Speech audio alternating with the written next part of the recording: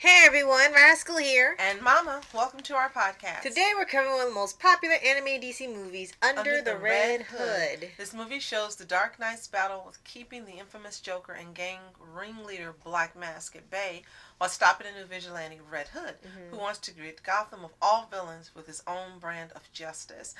Voiced by Jensen Ackles! Right. Okay. And we actually saw this, first time we saw this was, I think when you were first watching Supernatural.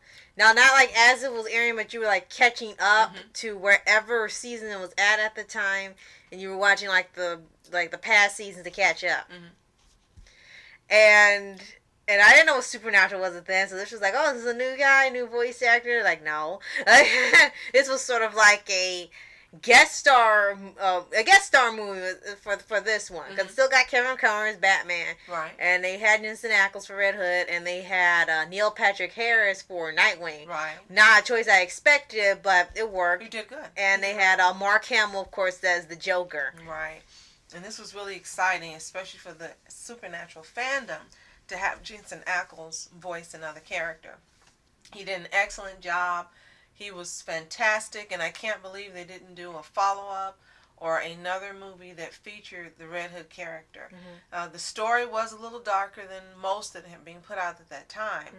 And if you weren't familiar with the backstory for this particular Robin, Red Robin, you would have been very, very surprised. I knew his name, but I wanted to say Red Robin. Okay. So. That was other name. He was also Red Robin, because first you saw him dressed as Robin, another Robin, and then when he got older to his teens, he was dressed as Red Robin. So I wanted to make sure to mention Red Robin. Okay. Oh yeah, in the correct order. So. But yes, since Rascal brought it up, this is Jason Todd. He was the Robin that immediately replaced the original Robin, named Dick Grayson. And he had a different personality. He was actually what they called at that time like a street urchin.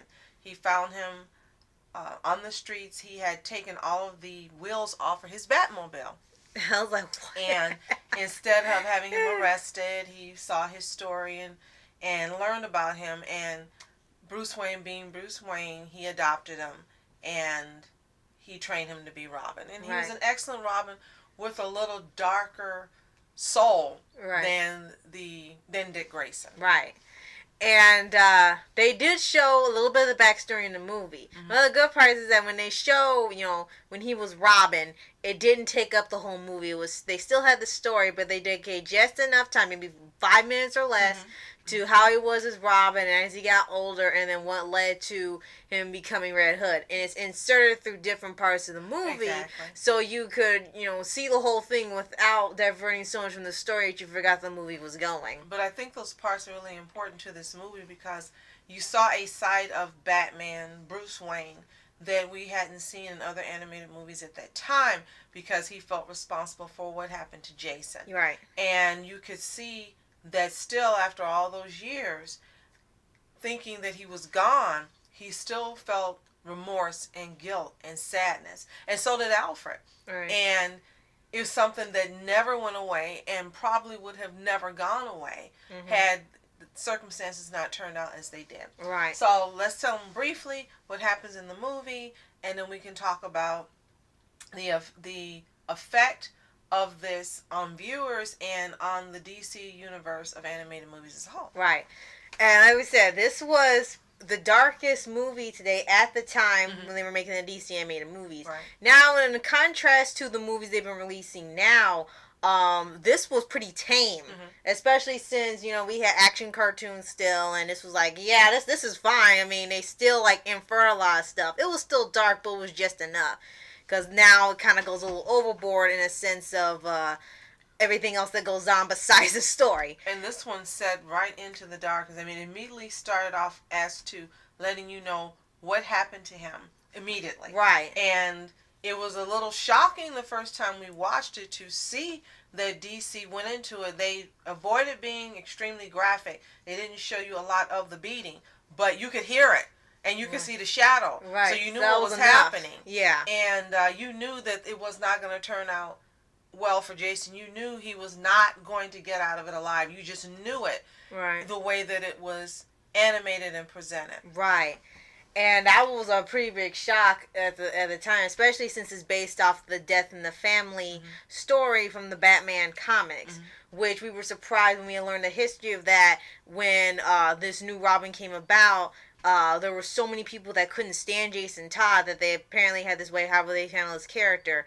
What happened to him is, and they would call in, did you want him to make it? Call this number if you want him to make it. You call this number if you don't want him to make it. And they were surprised at how many people the winner was don't have him make it. And then they really took him out.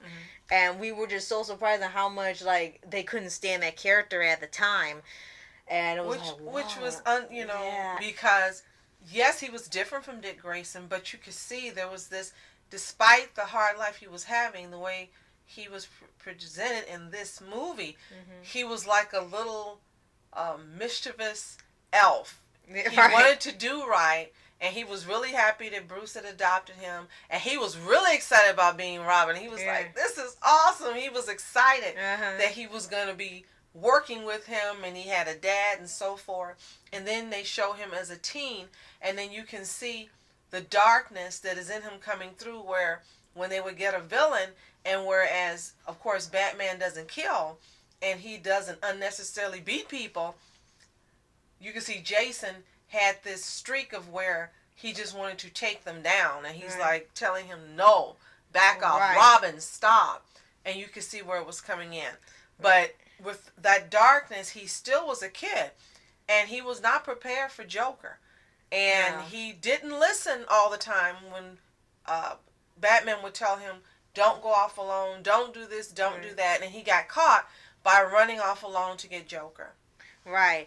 And if there are people out there who think, oh, Joker is not like that much of a threat, especially if you read the comics and with these movies involved with Joker and going one-on-one with each of Batman's, might as well be his proteges, is proof that there is no limit to him on who he will kill or damage or just royally mess up, because it was clear that what was done to him just permanently scarred him for life, and what brought up Red Hood. Killed him. Yeah. First off, it killed him. Literally. The Joker deliberately killed a child. Right. And if you've watched Batman 66 like we have on the retro channels or DVDs and things, the Joker's presented in a different light. Well, this movie, if you weren't familiar with him, lets you know Joker is no joke.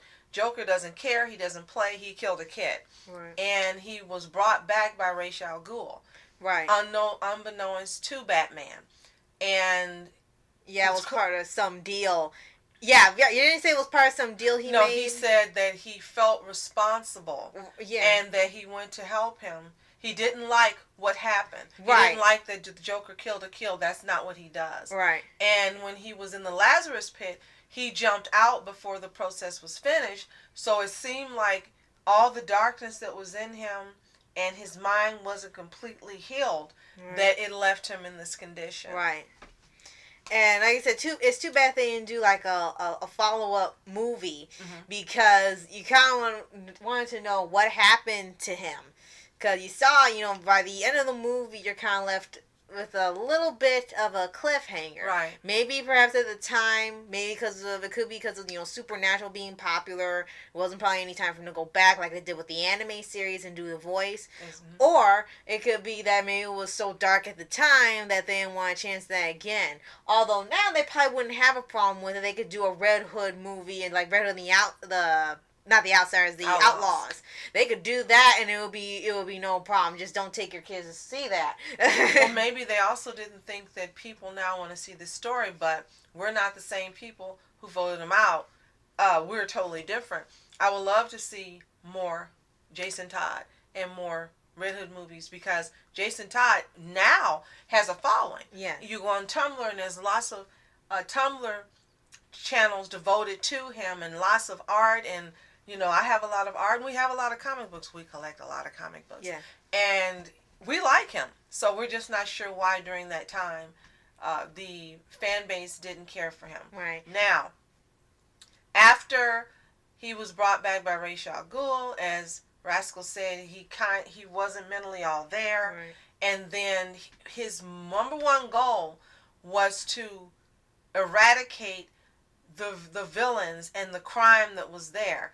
And he said, well, by controlling it, he could do better than Batman. Right. And the only thing you saw that was different, and they said, actually, the only thing that saw that was actually improving is that, yeah, some of the crime rate had gone down. Mm-hmm. It wasn't gone, but there was definitely a difference. There wasn't as much of illegal activity and trading and stuff going on. Because they were scared crapless of Red Hood. Yeah, and what was it? Another hit was that he said, no selling the kids on the street, because you do, you're dead. That's right. And, like, that was the one rule, and just listen to him. So, yeah, it did help in a way. And give them 40% of their take. Right. But in another way, they still tried to do a war thing. Oh, our boss is better. It's like, you gotta be king. You're still trying to find a way to mess with these people. Right. So, yeah, it did keep it controlled, but it still didn't get rid of it, because you still had people who probably weren't afraid of Red Hood. And would replace those that he took out. Right. Or Black Mask. So, yeah, either way, you still had people out there either more crazy, just as crazy, or not as crazy as Joker. You still had crazy people. Now, it was interesting. When Batman and Alfred found out, of course, they were just shocked when he did a DNA match.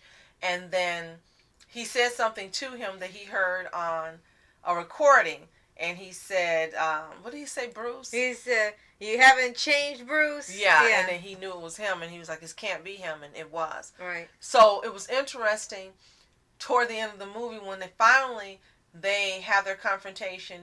And he snatches off Batman's hood. And he takes his own helmet off or hood off, and you can tell he still has the mind of that teen, because he's just hurt that Batman did not kill Joker. He's like, I can't understand. All I wanted, was to be with you, and I can't understand you didn't take him out because he took me away from you. And you're like, you're hearing a kid.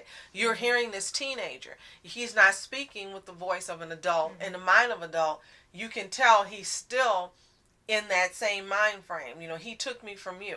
And then Batman's looking at him and is like, no, I can't do that. Regardless of what happened, I can't kill him. So he says he'll do it himself. Right. And in the end, he ends up doing this time what he wasn't able to do the first time. He did everything he could. He tried his best to get to that location to save Jason, and he didn't make it. But this time, he was able to snatch him, and he left Joker, and he saved Jason. Right. And Joker was still there. Oh, God.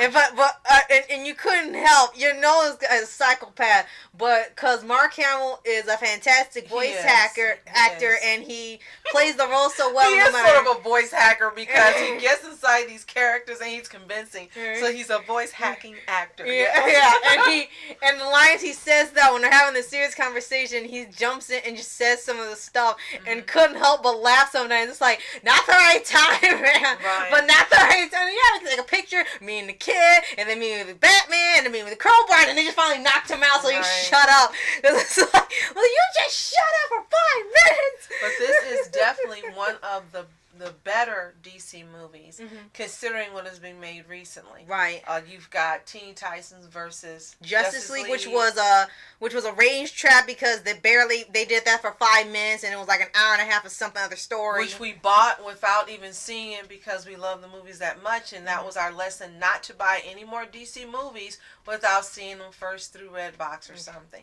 And then also there was Judas Contract. Yeah, and if you've seen the original Teen Titans show, it covers the story arc in the comic with Terror and Slade that they could not go into in the original series. But since this is a DVD and it can be PG-13 or R, one of us will allow it, they went to a much more darker place, and we recommend no little kids watching that movie. And then there was the one, I don't remember the name of, Joker and Harley Quinn, that came from a comic that I'm sure was pretty dark, but we haven't watched that yet. Yeah, there was called Batman and Harley Quinn. I heard of that, but that didn't really seem to do well, considering some of the scenes in there that we cannot discuss here. It's just like, it went off the deep end. Yeah. We probably will end up watching Judas Contract eventually, because I'm really curious to know what happened, but that one most likely we won't.